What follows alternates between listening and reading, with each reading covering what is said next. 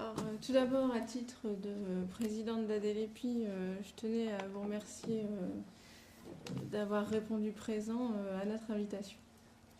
Alors ensuite, plus en tant que doctorante donc, sur le sujet de la protection des recettes de cuisine, donc justement le fait d'entendre Maître Delbecq sur le sujet des parfums, c'est incroyable à quel point la problématique est très semblable sur la protection des parfums et des recettes de cuisine.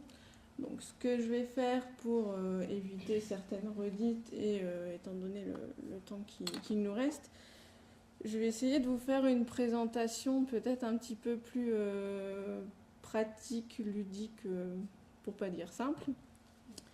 Je vous propose en fait l'idée d'imaginer tout simplement, donc vous êtes professionnel et vous avez un cuisinier, soit qui vous écrit, soit qui vient en consultation et qui vous tient ces propos-là. Je me présente, Monsieur Mozart, je suis chef cuisinier, c'est-à-dire artiste-compositeur culinaire. Mon métier consiste à composer avec saveur, couleur et texture pour les plaisirs des sens divers plats. Avec ma brigade de cuisiniers, nous interprétons et servons chaque jour mes créations dans mon restaurant dénommé l'Orchestre culinaire. J'ai récemment entendu dire par mes clients que mes créations étaient de plus en plus pâlement imitées. Ayant un succès fou, je souhaiterais donc trouver un moyen juridique me permettant d'obtenir une indemnité financière à chaque interprétation de mes œuvres et également empêcher la dénaturation de mon œuvre par de mauvais copieurs qui altèrent la saveur et l'esthétique de mes mets. Ainsi, comme mes amis musiciens, je souhaiterais rendre accessible mon œuvre à tous et encadrer juridiquement sa diffusion et son interprétation. Je me permets de m'adresser à vous sur recommandation de mes amis musiciens et architectes qui m'ont affirmé que vous avez l'habitude de conseiller des solutions efficaces sur ce type de besoin. Dans l'attente, Monsieur Mozart. Alors, j'ai choisi de prendre cet exemple tout simplement parce que, on peut le dire, le droit qui nous paraît naturel pour protéger tout ce qui est création et qui nous vient à défaut, je pense que c'est les droits d'auteur. Donc naturellement, le cuisinier va se placer sur le même pied que musicien, compositeur, architecte, auteur, etc. Donc, on va essayer de passer en revue et dans le but justement donc, de répondre à la question de savoir s'il y a un vide juridique également en termes de protection de recettes de cuisine, passer un peu en revue toutes les branches du droit de la propriété intellectuelle et savoir si ils peuvent nous aider et nous permettre d'apporter une réponse favorable à ces cuisiniers qui nous demandent notre aide. Alors je vous propose de commencer par la branche des droits d'auteur et de savoir si les droits d'auteur sont en mesure, en tant que tels, de protéger une recette de cuisine. Alors, je vais commencer rapidement donc, par la théorie, donc rapidement rappeler le fait qu'effectivement, l'article 112-1 du Code de la propriété intellectuelle, du fait qu'il nous dit de ne pas tenir compte du genre, de la forme d'expression, de la destination ou du mérite de l'œuvre ou de l'auteur, nous permet de dire que le fait que les recettes de cuisine servent en soi à cuisiner quelque chose qui est destiné à manger et qui en soi est vraiment quelque chose qu'on fait tous les jours et on ne pense pas forcément artistique à chaque fois qu'on mange, cet article nous dit que cela n'est absolument pas un obstacle à considérer les recettes comme œuvre de l'esprit. Ensuite, donc, je passe également rapidement sur l'article L112-2 du Code de la propriété intellectuelle, qui effectivement donne une liste d'œuvres de l'esprit. On n'y trouve malheureusement pas les recettes de cuisine, mais l'adverbe notamment nous permet d'espérer que d'autres œuvres puissent être ajoutées à cette liste. Donc ça c'est pour la théorie, mais bon, moi j'aimerais bien regarder ce qu'il en est en pratique et donc voir ce que les juges pensent de la situation. Alors il y a quelques affaires, c'est assez rare en termes de protection des recettes de cuisine, qui peuvent nous aider à répondre à la question en pratique. Alors, tout d'abord, en 1974, les juges ont eu l'occasion de poser le principe assez clair, comme quoi les recettes ne constituent pas en elles-mêmes une œuvre de l'esprit. Donc là, c'est indiqué très clairement. Mais l'affaire la plus connue sur le sujet est sûrement l'affaire du vieux logis. Alors, je ne vais pas pouvoir m'étendre sur les faits, mais sachez en fait qu'il s'agissait d'un cuisinier qui s'est vu un autre cuisinier que lui a eu à réaliser des recettes dans son restaurant et a essayé d'indiquer qu'il y avait eu contrefaçon de ces recettes. Alors, ce qui est intéressant dans cet arrêt, c'est que déjà les parties, dans le contrat, avaient qualifié naturellement les recettes de cuisine d'œuvres de l'esprit. Ça ne va malheureusement pas être la vision des juges du tribunal de grande instance de Paris, qui eux vont indiquer clairement que les recettes de cuisine ne sont pas à considérer comme des œuvres de l'esprit. Alors, on espérait de cette affaire éventuellement qu'il puisse y avoir un arrêt de cour de cassation, mais malheureusement, que ce soit en appel ou la cour de cassation, la réponse qui a été apportée au cuisinier pour essayer de l'indemniser, ne s'est pas du tout portée sur la question de savoir si les recettes étaient des œuvres de l'esprit, et ils sont partis plus sur le terrain de la responsabilité délictuelle. Donc c'est ce que j'appelle une occasion manquée pour avoir enfin un arrêt de la Cour de cassation sur ce sujet. Alors à défaut pour avoir des arrêts plus récents, il y a par exemple eu l'affaire de l'URSSAF, où là il était question en fait de déterminer quelle était la qualification des rémunérations des cuisiniers qui avaient accepté de participer à l'émission Cuisiner comme un grand chef avec Joël Robuchon. Et justement, ils avaient décidé de qualifier la rémunération de droit d'auteur, pensant là également naturellement que tout simplement il s'agissait d'interprétation d'œuvres de l'esprit. Voilà, ce n'était pas du tout l'avis de l'URSSAF et ni l'avis des juges du fond de la Cour d'appel de Paris. Donc, pour avoir encore un arrêt également plus récent, mais surtout qui là nous permettrait bien de répondre donc, à notre monsieur Mozart, une affaire de tout simplement deux cuisiniers qui ouvrent un restaurant végétarien. L'un d'eux le quitte, rouvre lui-même son restaurant végétarien et propose les mêmes recettes, les mêmes cartes, les mêmes menus. Le premier la signe évidemment devant les tribunaux et là également tente vainement de faire qualifier ces recettes d'œuvres de l'esprit. Mais là, les juges vont être même assez secs en indiquant que les recettes de cuisine ne font l'objet d'aucune protection. Donc voilà, donc contrairement au parfum, j'ai envie de dire, c'est que malheureusement, la jurisprudence française a l'air assez ancrée depuis des années à maintenir cette position. Alors, je ne peux pas passer sans vous citer une affaire belge qui a eu récemment à Liège, où en l'espèce, là également, les recettes n'ont pas été qualifiées d'œuvres de l'esprit, mais si on lit l'arrêt, on peut envisager éventuellement que les juges ne seraient pas forcément contre le fait de voir de l'originalité dans certaines recettes, mais malheureusement les recettes de bière qui étaient concernées en l'espèce n'étaient pas suffisamment originales. Donc pour résumer, en fait, les recettes de cuisine sont toujours qualifiées par les juges de manière de procéder, de méthode, de mode de préparation, de succession d'instructions. On fait référence au savoir-faire des cuisiniers. On parle même tout simplement d'idées. Alors là, il faut s'imaginer en train de dire à monsieur Mozart, écoutez, vos recettes de cuisine, vous n'êtes absolument pas un artiste, ni même un auteur. Ce que vous faites, ce ne sont pas des œuvres de l'esprit. Vous ne faites que réaliser des successions d'instructions. Donc premier échec pour l'aider.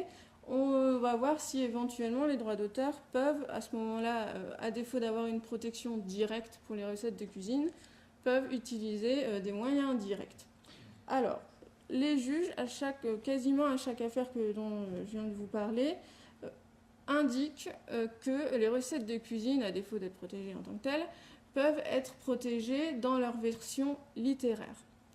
Donc là, ça nous intéresse dans le sens où si les cuisiniers décident de publier leurs recettes sous forme de livres ou d'articles dans les magazines, là, c'est protégé en tant qu'ensemble, c'est-à-dire droit d'auteur sur le fait qu'un livre en tant qu'ensemble avec recettes de cuisine, mise en page, photographie ou que ce soit dans un magazine, c'est reconnu, ça a été également vu dans certaines jurisprudences comme la jurisprudence Marie-Claire. Donc de ce côté-là, il n'y a pas de problème. Le souci, c'est ce qui nous intéresse, c'est de pouvoir protéger la recette en tant que recette individuelle et pas en tant que compilation de recettes au pluriel. Là, ce qui pourrait éventuellement poser problème sur la protection en termes littéraires, c'est l'exception au droit d'auteur de la courte citation.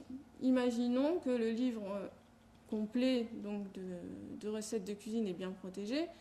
on souhaite en extraire uniquement une des recettes. Alors là, il n'y a également pas de jurisprudence à ma connaissance, mais on peut faire un parallèle avec les recueils de poèmes, où là, la jurisprudence est venue dire que c'est pas parce qu'on enlève un poème et que celui-ci est copié que celui-ci ne sera pas protégé, et donc qu'il n'y aura pas de contrefaçon sous prétexte que c'est uniquement un des poèmes qui a été copié.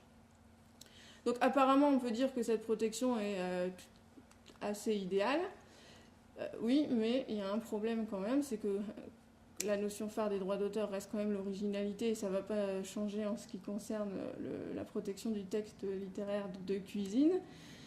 C'est qu'il est parfois difficile dans une recette, étant donné que par nature ça reste un texte assez descriptif. C'est une liste d'ingrédients, des temps de cuisson, un nombre de personnes, différentes étapes à réaliser.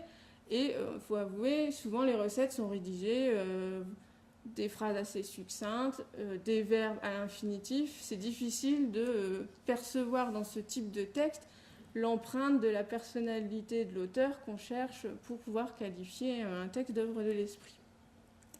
Alors là, j'ai pris par exemple, parce qu'il y a énormément de litiges, de problèmes de plagiat culinaire dans les blogs que vous trouvez sur Internet, et j'ai volontairement pris un exemple très simple d'une blogueuse qui s'était plainte de retrouver sa recette d'abricots au foie gras, qui est des plus succinctes, sur le blog un autre site Internet. En cas de litige, je ne suis pas du tout sûre qu'elle obtiendrait protection de ce texte et donc de la recette qu'elle estime lui appartenir.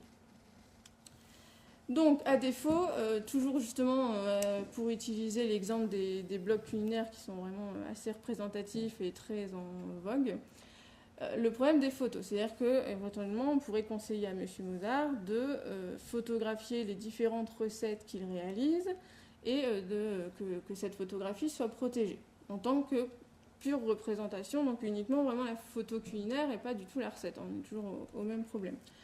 Malheureusement, il y a peut-être des difficultés par rapport à d'autres styles de photos, que celle-ci soit souvent reconnue comme originale. Donc je pense à deux affaires assez récentes. Le groupe M6 qui, tout simplement, pour réaliser une émission 100% mag sur les pot-au-feu, était tout simplement allé se servir sur divers blogs de particuliers, où là, ils ont râlé, évidemment, et ont tout simplement indiqué que, bon, de toute façon, les photos n'étaient absolument pas originales et que ça va s'arrêter là. On va prendre plutôt un exemple de jurisprudence, où là, il y a eu une décision des juges. Il s'agissait d'une photo d'ingrédients permettant de faire la bouillabaisse, et qui a donc indiqué que les galinettes, donc les poissons, disposaient de telle manière, etc. Il n'y avait pas du tout de recherche de lumière. Qu'importe le choix de l'assiette qui était censée représenter la Provence, etc., que la photographie n'était pas originale. Donc, non seulement la photographie en tant que telle ne pourra absolument pas protéger la recette, on s'en doute, mais même les recettes et les photographies culinaires ont l'air d'accéder difficilement à la protection. Et enfin, pour finir sur l'esthétique, c'est vrai que les cuisiniers sont attachés à bien présenter les recettes, puisque c'est quand même ce qu'ils envoient et qui arrive devant les yeux des clients. C'est la présentation, donc présentation à l'assiette, etc. Et là, on peut espérer qu'effectivement, il y ait possibilité d'avoir protection sur ces présentations, comme l'illustre en fait une jurisprudence récente où des sculptures en chocolat ont été reconnues par les juges comme des œuvres de l'esprit. Mais voilà, on peut bien dire donc que les droits d'auteur, que ce soit directement ou indirectement, vont difficilement nous permettre d'apporter une réponse satisfaisante à M. Mozart. Donc on va essayer de voir l'autre branche de la propriété intellectuelle et voir ce que la propriété industrielle peut éventuellement nous apporter. Alors, je vais commencer par les brevets. Donc, je ne vais pas m'étendre sur les conditions pour être une invention, mais pour pouvoir déposer une invention par brevet, il faut que celle-ci soit nouvelle, implique une activité inventive et soit susceptible d'application industrielle. Donc, est-ce qu'une recette de cuisine va pouvoir remplir ces conditions et donc être protégée par brevet ? qui est assez intéressant, c'est surtout le fait de penser qu'il faut résoudre un problème technique donné. Alors là, moi, je vais vous présenter plus la cuisine d'un point de vue artistique. Là, on va peut-être plus la voir d'un point de vue science. Et oui, en fait, à chaque fois, faire une recette, c'est résoudre une multitude de problèmes techniques. Bon, je vais passer rapidement, mais rien que de faire une mayonnaise, c'est déjà résoudre le problème de lier de l'huile et de l'eau. Hein.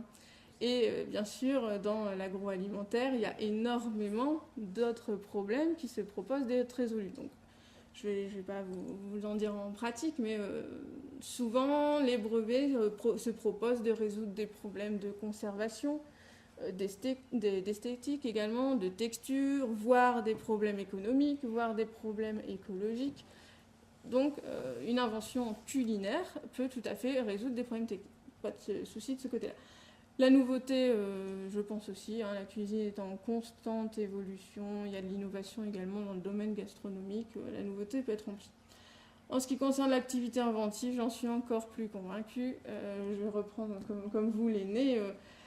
Un cuisinier réfléchi va mettre des heures à mettre au point une nouvelle recette, il va goûter, il va enlever des ingrédients, il va recuire différemment. Enfin, il y a une activité inventive, créatrice, il y a un effort, il n'y a pas de problème là-dessus non plus. Ce qui pourrait éventuellement poser problème, c'est peut-être l'application industrielle, mais bon, je pense que vous savez que celle-ci est quand même appliquée assez largement. Et à partir du moment où il y a une certaine notion économique, hors de la sphère privée, bon, on parle d'agriculture dans la définition, enfin, c'est pas ça non plus qui va nous poser souci. Donc, y a-t-il réellement des brevets, puisqu'en théorie ça a l'air possible, des brevets qui sont déposés? Donc oui. Je vous dis que je ne vais pas passer énormément de temps à vous citer des exemples. Là, vous voyez par exemple un brevet sur une tarte aux agrumes. En agroalimentaire, il y a énormément de dépôts par Danone, Le Safre, Findus. Enfin, vous en trouvez facilement. Enfin, vous en trouvez.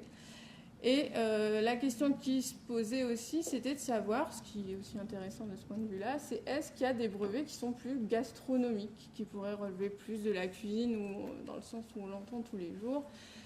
Donc là, j'aurais aimé vous dire les magnifiques titres des recettes des grands chefs étoilés, mais bon, je ne vais pas en avoir le temps, mais bon, sachez que des chefs comme Joël Robuchon, les frères Trois Gros, Guy Savoie, même le pâtissier Pierre Hermé ont déposé des brevets. Donc c'est possible. Alors, il y a toujours la question de savoir, bien sûr, après, qu'est-ce que vaut le titre de propriété industrielle si jamais il y a un litige? Est-ce qu'il va remplir sa mission devant les tribunaux? Là également, je suis assez en manque d'exemples jurisprudentiels, mais je pense par exemple à une jurisprudence assez vieille où il était question d'un brevet sur une recette de quenelle, où là, il a été indiqué qu'il n'y avait pas suffisamment d'activité inventive sur le fait de ne pas cuire la panade, etc. Voilà, et plus récemment, vous avez peut-être entendu parler de l'affaire des petits lus, où là, en fait, le brevet portait en fait sur le marquage qu'on fait sur les petits biscuits. Et bon, ce qui m'intéresse, moi, c'est pas vraiment le système de marquage, mais c'est plus que dans les revendications, il y avait la composition de la pâte du biscuit. Or, le brevet a été totalement validé, dont les revendications qui composent la pâte, donc la pâte du petit lu est protégée. Alors maintenant, je vais passer très, très rapidement sur la marque, dans le sens où celle-ci ne va pas pouvoir, on le sait, sans doute protéger la recette de cuisine en tant que telle, mais la marque la marque classique nominale ou figurative, semi-figurative, va pouvoir éventuellement, s'il y a le critère de distinctivité qui est rempli, protéger le nom de la recette. Et en fait, c'est plus le fait que on peut associer une recette à une marque. Par exemple, si vous achetez du Nutella, vous allez savoir que vous achetez telle recette de pâte à tartiner, mais ça n'ira pas plus loin. Après, il y a éventuellement la marque tridimensionnelle si on veut revenir sur le fait de protéger les recettes dans leurs résultats esthétiques. Donc là, à voir si c'est possible, ça sera peut-être difficile. Donc bon, je vous montrerai l'exemple du petit lapin en or de Lindt qui n'a pas été reconnu comme suffisamment distinctif. Ensuite, bon là, je vais passer très rapidement, mais effectivement, il y a la possibilité des marques olfactives et gustatives. On a vu avec Maître Delbecq, donc je vais passer rapidement. Ensuite, en tant que marque, il fallait absolument que je vous parle quand même des marques collectives, des certifications et des indications géographiques, des indications de provenance. Là, il s'agit plus en fait de protéger des aliments, mais il faut savoir que, par exemple, avec les indications géographiques protégées ou les STG, par exemple en Italie, la pizza napolitaine a été mise en STG. Donc, comme toute la recette est décrite, mozzarella, basilic, etc., ça peut être éventuellement une façon lointaine de protéger une recette. Ensuite, toujours sur l'esthétique, éventuellement donc, le dépôt de dessins et modèles. Voilà, je prends rapidement. C'est des dépôts qui sont parus au BOPI. Là aussi, la question se pose, c'est est-ce que tous les dépôts ont réellement la force qu'on voudrait leur donner? Pour les deux pizzas qui sont plus à gauche, je ne suis pas sûre. Pour celle qui est à droite, éventuellement, le fait d'avoir une forme ovale pour une recette, ça peut être qualifié de caractère propre qui pourrait nous permettre de protéger cette forme de pizza. Alors, là également, à part le brevet, mais bon, à voir si effectivement ce serait utile pour tous les cuisiniers d'utiliser ce système et de rentrer dans les conditions quand même assez spécifiques et assez techniques, voir si il ne peut pas y avoir une protection indirecte également par des outils annexes à la propriété industrielle. Donc là, je vais également finir rapidement. Difficile de ne pas parler du secret de fabrique hein, quand on pense cuisine. Dire éventuellement donc, à notre cuisinier qu'il faut absolument qu'il garde le secret sur sa recette de cuisine. Après, le secret de fabrique, si on regarde réellement la définition hein, donc, dans le code de la propriété intellectuelle qui renvoie au code de travail, c'est justement qui situe la divulgation hein, du secret de fabrique, surtout dans le domaine du droit du travail, avec une notion d'industriel, une notion de salarié, à voir si ça peut vraiment convenir dans le cadre d'une brigade, d'un cuisinier, d'un restaurant, etc. Ensuite, donc, je ne vais pas passer plus de temps sur le savoir-faire, mais c'est vrai qu'on qualifie beaucoup les recettes de cuisine à chaque fois de savoir-faire.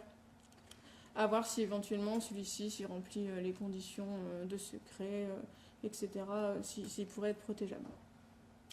Donc ce qu'on peut éventuellement au final malheureusement et uniquement conseiller pour le moment dans l'état du droit positif actuel à notre cuisinier, c'est tout simplement éventuellement de rédiger un livre, éventuellement de protéger l'esthétique, la façon dont il présente ses recettes et de garder ses recettes en tant que telles secrètes et à ce moment-là de ne pas oublier clause de confidentialité, clause de non-concurrence au sein des contrats de travail pour sa brigade.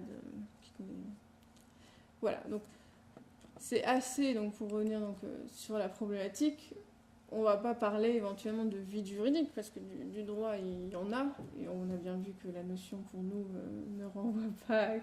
Mais il y a clairement, à mon sens, un besoin de protection qui n'est pas rempli et c'est assez frustrant de ne pas pouvoir répondre à ce cuisinier que lui non plus, en dépit de tous ses efforts du côté artistique qu'a la cuisine, qui ne puisse pas protéger ses recettes de cuisine en tant que création.